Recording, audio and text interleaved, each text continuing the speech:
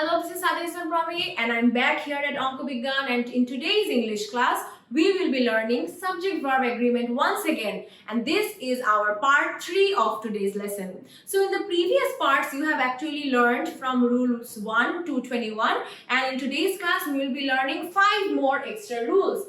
For this reason, we will be starting straight from rule number 22. So rule 22 suggests that there are certain nouns which exist in plural forms only. So on their own, they will be existing in plural forms and they do not necessarily need an S or ES right after it. For this reason, S cannot be removed from such nouns to make them singular. They take the plural verbs with them.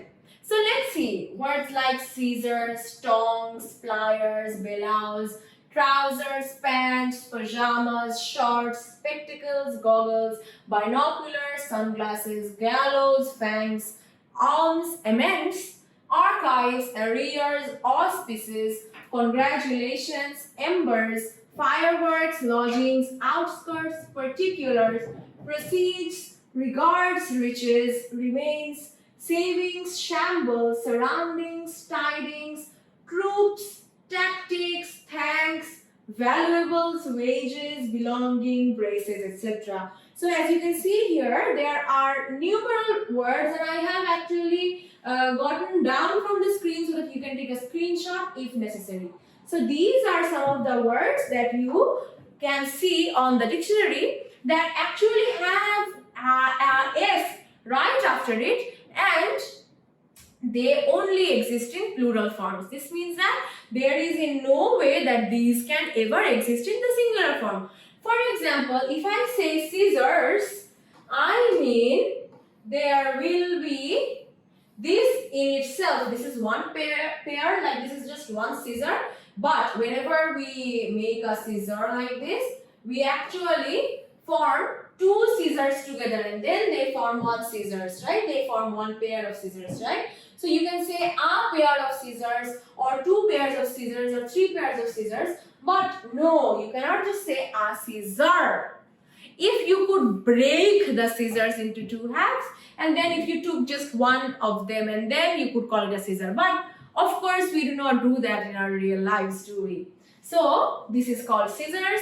Similarly, tongs, pliers and so on, like spectacles. For your spectacles, it means that those who wear glasses, and spectacles are both the same, right? So those who wear glasses, they wear glasses on either of their eyes, right? Do they wear a glass on just one eye and a glass on the not on the other? No, most of the time they do not do that.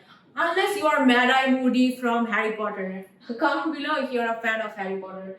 So for that reason, we know that spectacles are something that you actually have to use on both eyes, and for this reason, we will be using S with it, and it's always plural. Similarly, all of the words that you can see here are plural. As a result, what happens is, we don't say where is my pants.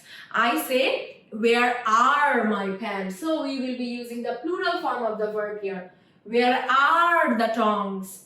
The proceeds were deposited in the bank. All his assets were seized. Alms were given to the beggars. The embers of the fire were still burning. So as a result, you can see here embers. What does the word embers mean? Embers mean, if you can see, if you can notice a fire, if you have ever, okay, of course everyone has seen a fire, what am I saying? So if you can observe a fire, you'll see that a fire has many different types of, what do you call it? These are nothing about embers. They are swirly motions of red and white in color that you can see inside a fire. So each of them is one ember, but it's not possible to particularly get one ember from a fire. There will be embers in that case, okay? So for that reason, we are using the plural form where. Okay. Now let's see a word called wages. What are wages? The word wages means if you have a worker and if you pay the worker in hours or based on the work, payment of the worker based on quantity. By quantity, I do not mean that because this worker has worked for 1 month, for this reason this is the amount that I'm paying. No. I mean that this particular worker has worked for this amount of hours, or this worker has made let's say 100 pens. So for each pen you are going to give the worker, let's say 10 taka or something like this, right? So wages are something that you pay for individual workers for their individual contribution to the business. But what is salary? Salary is something that you pay to the labor regardless of what their productivity, regardless of what they've done. So of course if they perform poorly, in that case you would fire the worker. But salary is actually depends on if you worked here for a month. This is your payment. Even if you have not worked for a month, let's say you're on paternity or maternity leave, in that case you will still be given that salary.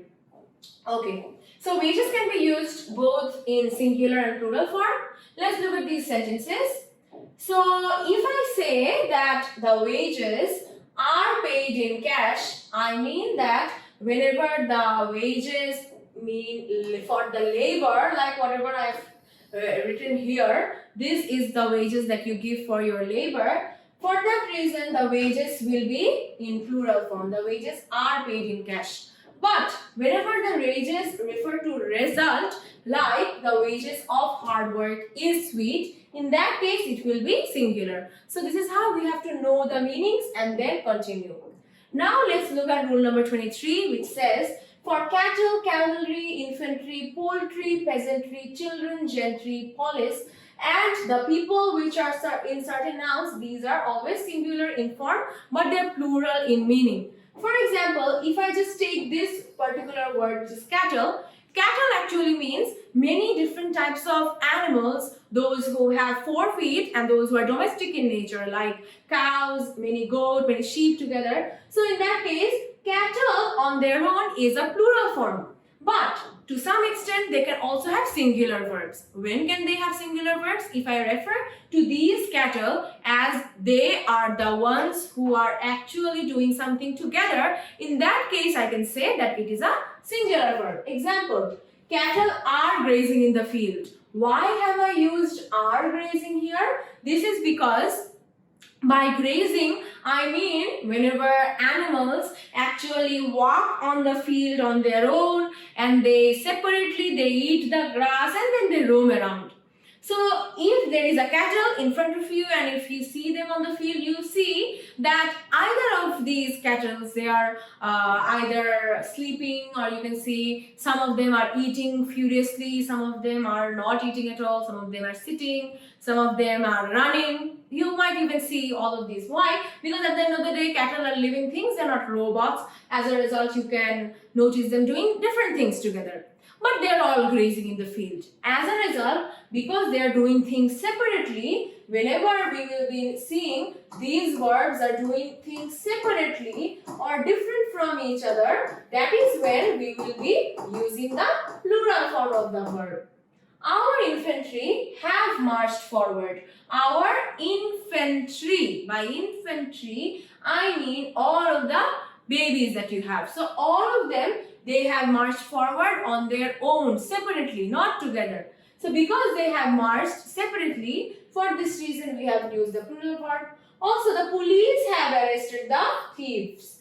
So when the police force work together, they can be referred to as singular verbs. But right now, because they are arresting, you cannot say that all 5 of them noticed the thief, all 5 of them ran after them, all 5 of them caught the thief together. No.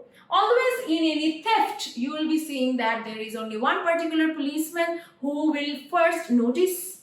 There can be another policeman who will first run and catch the thief. Another particular policeman who will beat more than the others. So you can see that there are different sorts of punishment that police have. There are different sorts of ways that they can catch the thief, right? So in that case, we will be considering them as plural verbs.